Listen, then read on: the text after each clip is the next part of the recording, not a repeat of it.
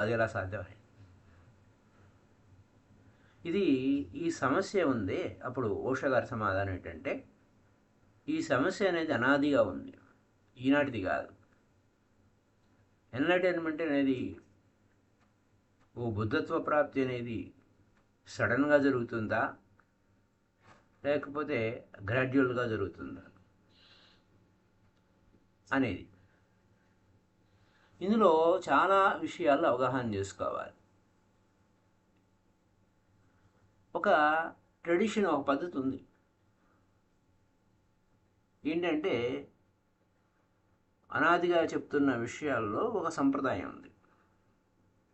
క్రమక్రమంగా ఎదగాలి, ఎన్లైటైన్మెంట్ అనేది గ్రాడ్యువల్గా జరుగుతూ ఉండాలి. అన్నీ విభజించారు స్టెప్స్గా. అన్నీ కూడా ఈ స్టెప్ ఎక్కితే ఇలా ఉంటుంది, ఈ స్టెప్ ఎక్కితే ఇలా ఉంటుంది అని చెప్పేసి. ఎందుకంటే నాలెడ్జ్ని, ఆ విధంగా నాలెడ్జ్ని డివైడ్ చేశారు. ఇప్పుడు తెలివితేటలా కొంచెం తెలివి పెరిగింది రోయ్ నీకు, నీ తెలివితేటలు మోర్ అండ్ మోర్గా ఉన్నాయి, చాలా ఎక్కువగా ఉన్నాయి, నీ తెలివితేటలు బాగా పెరిగినాయి రాయ్ అని అంటాను. క్రమక్రమంగా నువ్వు ఎదుగుతున్నావు, నువ్వు ఎన్లైటన్ అవుతున్నావు అని చెప్పడానికి. ఈ విధంగా ఈ మానవుడి యొక్క మనసు, అందరూ ఒప్పుకుంటారు ఆ విషయాన్ని, క్రమక్రమంగా ఎదగడం అనేదాన్ని. సడన్గా అనేది జీర్ణం అయ్యే పని కాదు. అది ఎలా సాధ్యమవుతుంది అని అక్కడ లాజిక్ రీజనింగ్ మొదలెడతారు. అంచేత మనసుని కూడా విభజించడం మనసు విభజన మొదలవుతుంది. లాజిక్ రీజనింగ్తో ఇదేమిటి, ఇది ఎలా సాధ్యము, అట్లా ఇట్లా అని మనసు డివైడ్ అవుతుంది. క్రమక్రమంగా ఇది 1వ తరగతి అయినా, ఇది 2వ తరగతి, ఇది 3వ తరగతి అంటే అర్థమవుతుంది. అయితే సడన్గా ఉండడం అనేది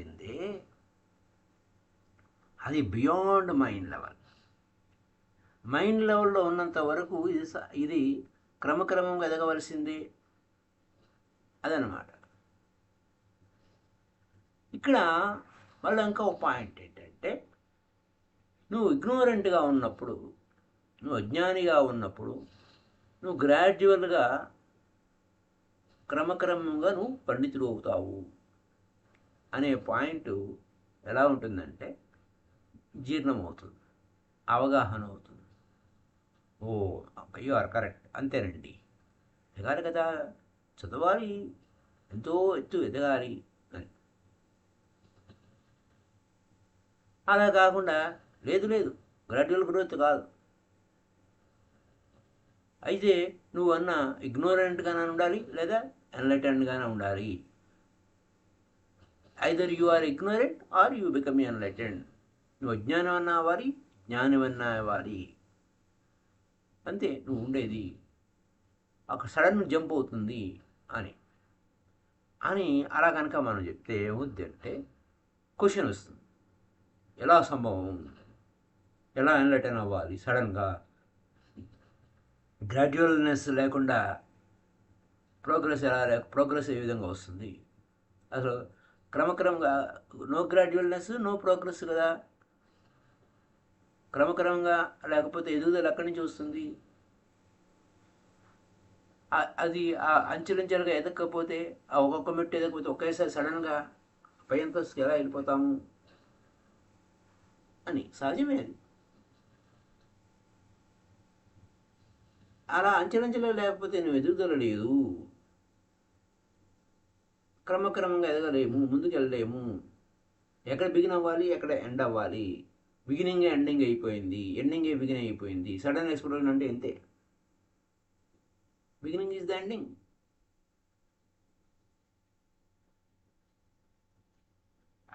ఎక్కడ బిగిన్ చేసావో అక్కడ ఎండ్ అయిపోతావు. సో రెండు సేమ్ అయిపోతుంది. సడన్ అంటే అక్కడ గ్యాప్ ఉండదు. ఎక్కడ బిగిన్ అవ్వాలిరా బాబు, ఎక్కడ ఎండ్ అవ్వాలిరా కూడా అర్థం అవ్వదు. ఆ బిగినింగ్ ఎండ్ అయిపోతుంది. ఇది ఏమాత్రం అర్థం కాని వ్యవహారం, మనసుకి అస్సలు సాధ్యం కాదు.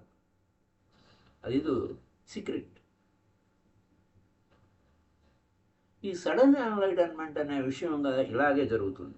సడన్ ఎన్లైటన్మెంట్ అనే దానికి దీనికి ఉదాహరణ ఉందిలేండి, కంగారు పడాల్సిన అవసరం లేదు.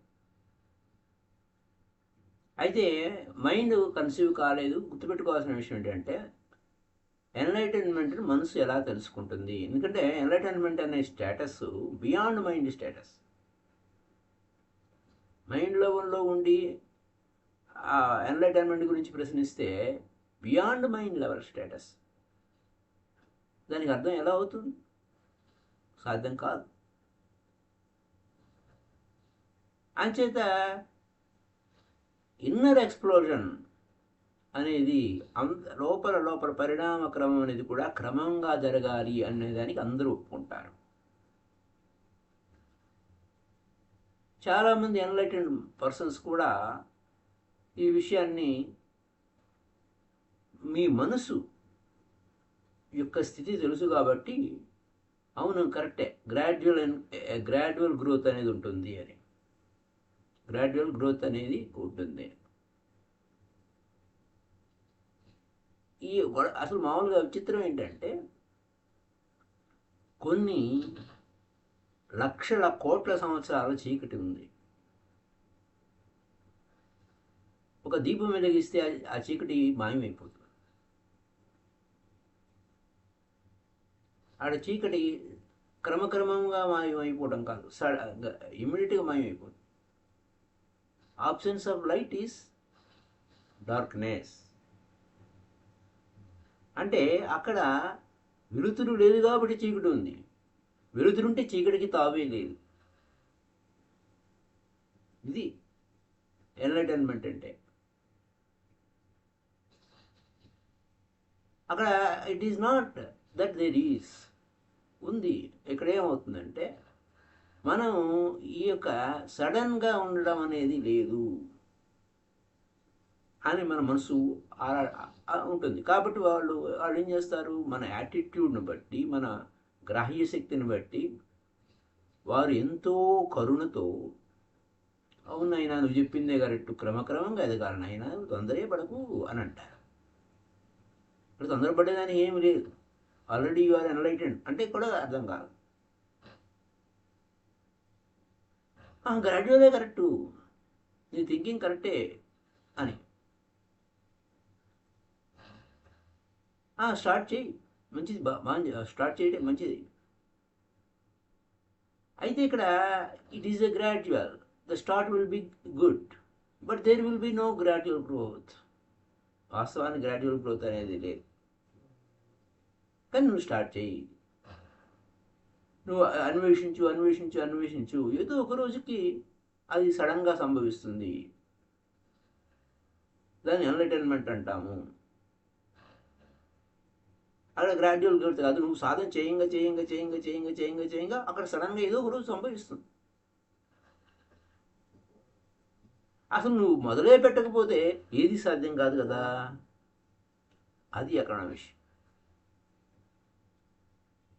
అంచేత నీకు హెల్ప్ చేయడం కోసం ఆ ఎన్లైటెన్ పర్సన్స్కి తెలుసు విషయం.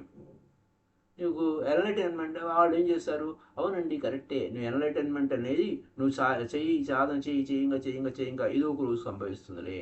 అవును, నువ్వు మొదలుపెట్టు, నువ్వు స్టార్ట్ చేయి అని అంటారు. సాధ్యమవుతుంది. క్రమక్రమంగా నువ్వు చేయంగా ఎన్లైటన్మెంట్ అది ఆ ప్రాసెస్ స్టార్ట్ అవుతుంది, గ్రాడ్యువల్ ప్రాసెస్లో. కానీ వాస్తవానికి ఏంటి, నాట్ ఎన్లైటన్మెంట్, సంథింగ్ ఎల్స్. అది నువ్వు సంథింగ్ ఏదో సహాయం చేయడం కోసం అలా చెప్పడం అయితే. ఎగ్జాంపుల్ ఏంటంటే ఇక్కడ బాగా క్లియర్గా మనకు అర్థమయ్యే విధంగా ఎన్లైటన్మెంట్ అనేది ఎలా సంభవిస్తుంది అనేది. నీళ్లు కాస్తున్నాం, వేడి చేస్తున్నాం, ఆ నీరు ఆవిరైపోయే వరకు వేడి చేయాలి. హీట్ చేస్తున్నావు. ఆ నీరు ఆవిరైపోయేది నీకే తెలియకుండా సడన్గా మాయమైపోతుంది. ఒక పాయింట్ వచ్చేసరికి. ఏమిటి ఆ పాయింట్? 100 degrees టెంపరేచర్ వచ్చేసరికి ఆ ఎవాపరేషన్ అనేది సడన్గా జరుగుతుంది. అయ్యో నీళ్ళు ఏమైపోయినాయి అని అంటాం. అక్కడ గ్రాడ్యువల్ గ్రోత్ ఉంటుంది. ఎన్లైటన్మెంట్కి వాటరు యాపర్గా మారిపోవడానికి, నీరు ఆవిరిగా మారిపోవడానికి గ్రాడ్యువల్గా ఏం లేదు. ఒక టెంపరేచర్, ఒక సర్టెన్ టెంపరేచర్ రాగానే 100 డిగ్రీల సెంటిగ్రేడ్ టెంపరేచర్ రాగానే నీరు ఏమైపోయింది? ఆవిరైపోయింది. ఈ పాయింట్ సగం నీళ్లు సగం ఆవిరి, సగం నీళ్లు సగం ఆవిరి అనే కథ లేదు అక్కడ. ఆ టెంపరేచర్ రావడం ఆలస్యం అంతే. అయితే నీరన్నా ఉండాలి, లేకపోతే వేపర్ అయిపోతుంది. No gradual. So heating, you are gradually giving heat. అయితే నువ్వు కొంచెం కొంచెంగా టెంపరేచర్ ఇస్తున్నావు అనుకుందాం. ఎందుకు కొంచెం కొంచెంగా చేస్తున్నావు? 100 డిగ్రీల టెంపరేచర్ వచ్చేంతవరకు సహాయం చేస్తున్నావు. ఆ తర్వాత నీ చేతుల్లో ఉండదు. ఇంకా అక్కడ వరకు నేచురల్ గ్రోతే. ఎంతవరకు? ఎవాపరేటింగ్ పాయింట్ వచ్చేంతవరకు, నీరు ఆవిరిగా మారే క్షణం వరకు గ్రాడ్యువల్గా జరిగింది. మోర్ అండ్ మోర్ హాట్, ఇంకా ఇంకా హీట్ పెంచేసావు. సడన్గా అక్కడ నీరు మాయమైపోతుంది. అది సడన్ ఎన్లైటన్మెంట్ అంటే. ఇక్కడ అంచేత ఆ గురువులు అలానే చెప్తారు, తెలివిగా మన పట్ల ఎంతో ప్రేమతో చెప్తారు, కరుణతో చెప్తారు. మానవుడి భాషలో మానవుడు మనస్సు అర్థం చేసుకునే స్థితికి వారు కిందకు వస్తారు. అవునయ్యా నువ్వు చెప్పింది, yes this is a gradual growth ఉంది. అప్పుడు ధైర్యం వస్తుంది, కాన్ఫిడెన్స్ వస్తుంది, ఆశ పుడుతుంది. సంభవిస్తుందిలే, నేను సాధన చేస్తాను, సంభవిస్తుంది. సడన్గా జరగదులే, క్రమక్రమంగా స్టెప్ బై స్టెప్ నెమ్మదిగా చేయగా అనగా అవుతుంది. నీ పరిమితులు ఉన్నాయి కదా, నీ బలహీనతలు ఉన్నాయి కదా, వాటి నుంచి నెమ్మదిగా బయటకు వస్తావులే. ఓసారి జన్మలు పడుతుంది, కానీ నీ ప్రయత్నం విడవకు, చేస్తూనే ఉండు. అప్పుడు నీ ప్రయత్నమే చేయంగా అక్కడ ఏమవుతుంది? నీ ప్రయత్నం చేస్తూ ఉంటే ఆ హీటు జనరేట్ అవుతుంది అని. ఇంకో రెండో విషయం గుర్తుపెట్టుకోవాల్సింది ఏంటంటే, వేడి నీళ్ళుగానే ఉంటాయి, ఆవిరైపు. Even if you become more clear in your mind, నీకు తెలుస్తుంది, స్పష్టం అవుతుంది. అయినా నీ మనసు పూర్తిగా స్వచ్ఛమవుతుంది, గ్రహిస్తుంది. ఇంకా మోరల్గా ఉంటుంది, మోర్ సెంటర్డ్గా ఉంటుంది. నైతికత్వం, బాగా నైతికత అంటుంది, తన కేంద్రంలో ఉంటుంది. అయినా నువ్వు మనిషిగానే ఉన్నావు,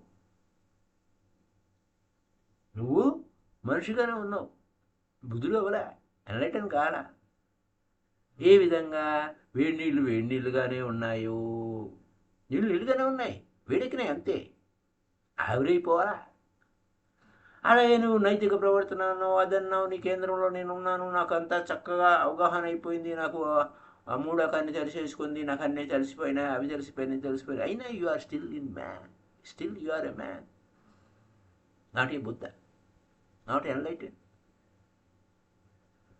యూ బికమ్ మోర్ సైలెంట్, చాలా సైలెంట్ అయిపోయావు, చాలా మౌని అయిపోయావు. అలా స్థితమైపోయావు, కామ్గా ఉన్నావు. నీలోపల చాలా ఆనందం అనిపిస్తుంది, బ్రహ్మానందం అనిపిస్తుంది. అయినా నువ్వు మనిషిగానే ఉన్నావు.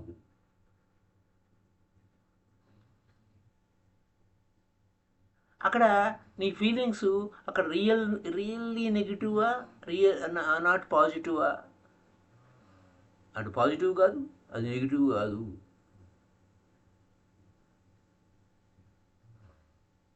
నువ్వు ఏ విధంగా ఉన్నావు? కామ్నెస్ ఫీల్ అవుతున్నావు.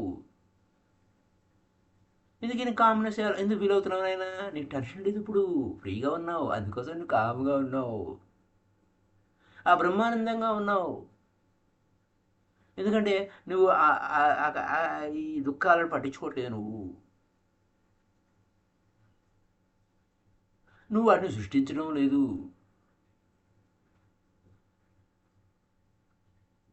అప్పుడు నువ్వు వాటిని కలెక్ట్ చేసావు. కానీ ఇప్పుడు నువ్వు realise, it is not that you have come to realise the one, you feel corrected. ఎందుకంటే నువ్వు ఎక్కువ విభజన లేకుండా తక్కువ విభజనలో ఉన్నావు. ఈ విషయం గుర్తుపెట్టుకోవాలి. ఇక్కడ గ్రోత్ నెగిటివ్లోనే ఉంది, పాజిటివ్లో లేదు. అంటే ఏంటి? అక్కడ వేడెక్కింది నీళ్ళు, వేడిగా ఉన్నాయి అంతే. నువ్వు వేడిగానే ఉన్నావు. అయితే అక్కడ ఒక సాధ్యం ఉంది. ఈ వేడిలోనే, ఇలాంటి స్థితిలోనే ఒక సాధ్యం ఉంది. ఏమిటి ఆ సాధ్యము? ఇక్కడ ఎనీ మూమెంట్ ఒక పాయింట్ లెవెల్లోకి వచ్చేస్తావు. హాట్ వాటరు, ఆ వేడి నీళ్ళు ఆవిరైపోయే పాయింట్కి వస్తావు. ఎప్పుడు సంభవిస్తుంది?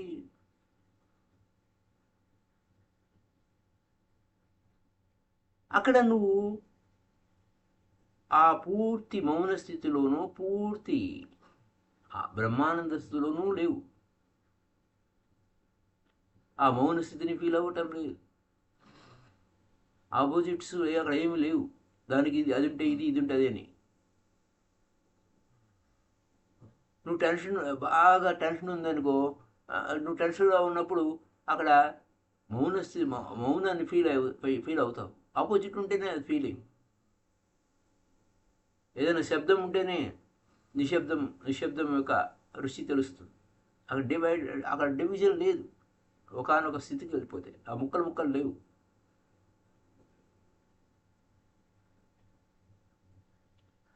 ముక్కలుగా ఉంటే ఏకత్వం అనేకం లేదు, ఏకత్వమే ఉంది అని దానికి.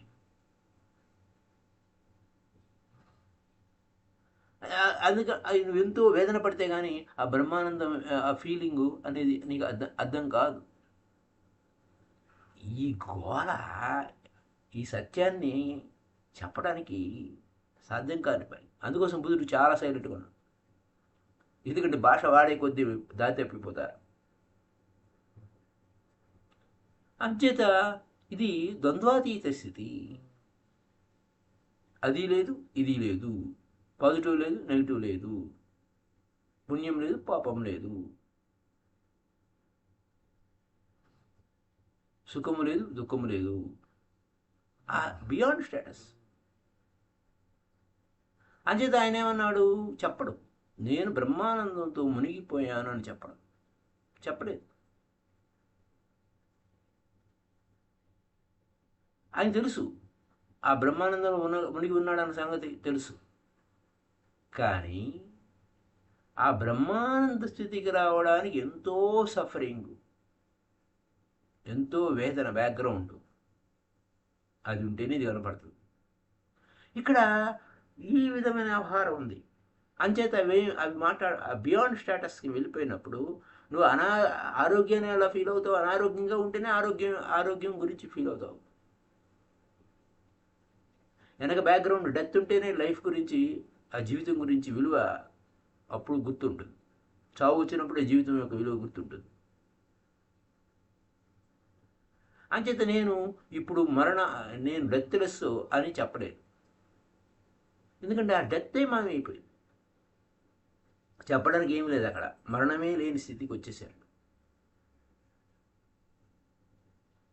ఆ మరణం లేదు. ఆ లేని దాన్ని ఎలా ఫీల్ అవుతాడు?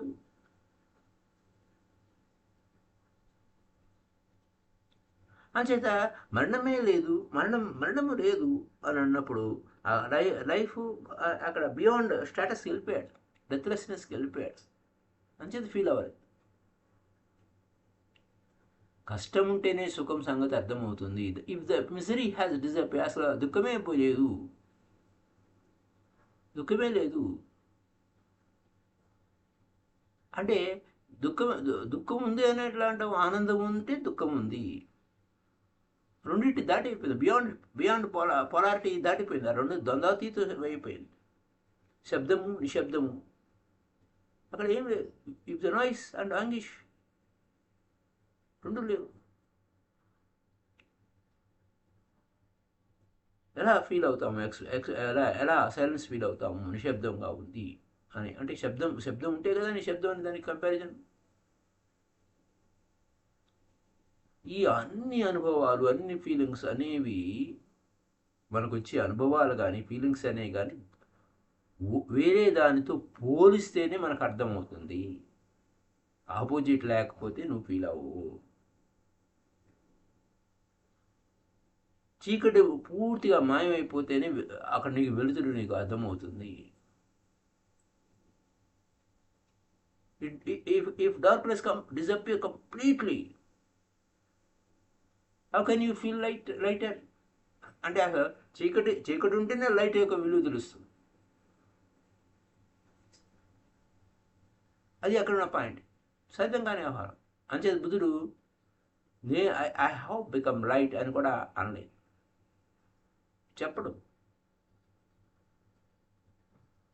అంతేకాకుండా నేను వెలుతురుతో నిండిపోయాను అని కూడా చెప్పడు. అలా కనుక చెప్తే అతను ఇంకా బుద్ధుడు కాలేదు. ఇప్పుడు దీన్ని బట్టి ఏమర్థమవుతుంది మనకి? ఇంకా బుద్ధుడు కాని వాడు మన మధ్యలో చాలా ఉన్నాం. ఇంకా బుద్ధుడు కాలే, చెప్పడానికి ఏం లేదు. అక్కడ చీకటి ఉంటే ఆ వెలుతురు గురించి మాట్లాడతాము. అప్పుడు నీకు చీకటి ఉన్నప్పుడు ఏం కావాలి? నాకు వెలుతురు కావాలి అంటాము. అక్కడ చావు ఉంటే నాకు చావు లేని స్థితి కావాలంటాము.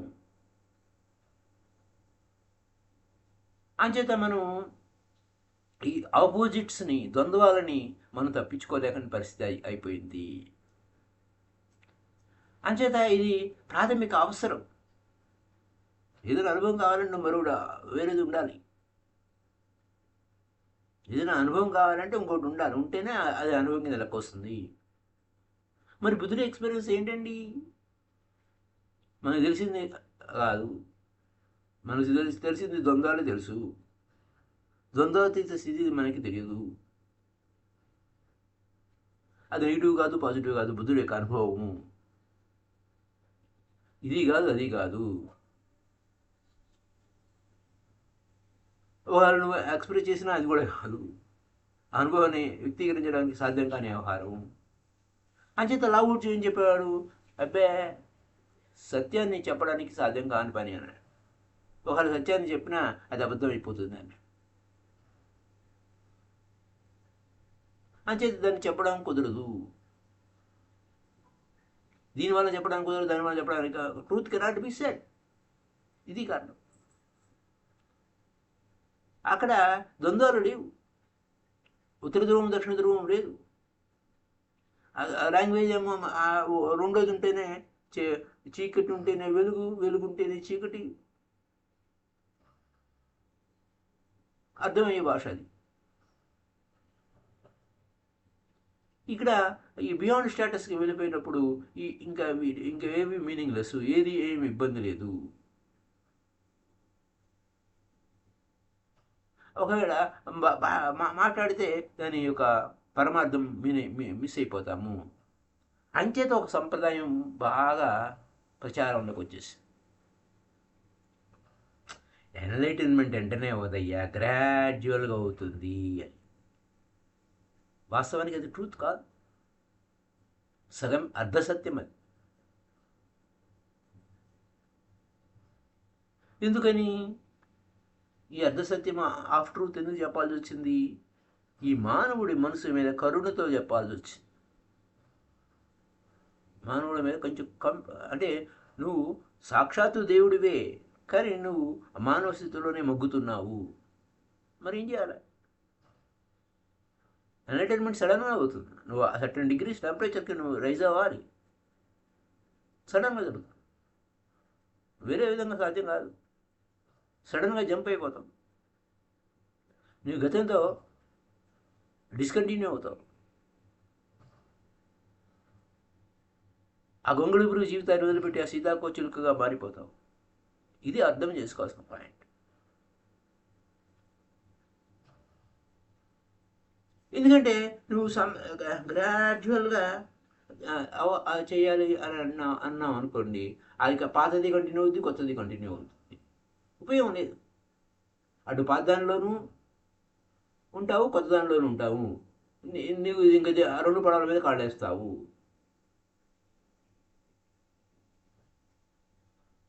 కంటిన్యూ అవుతుంది. ఎక్కడ డిస్కంటిన్యూ చేయలే.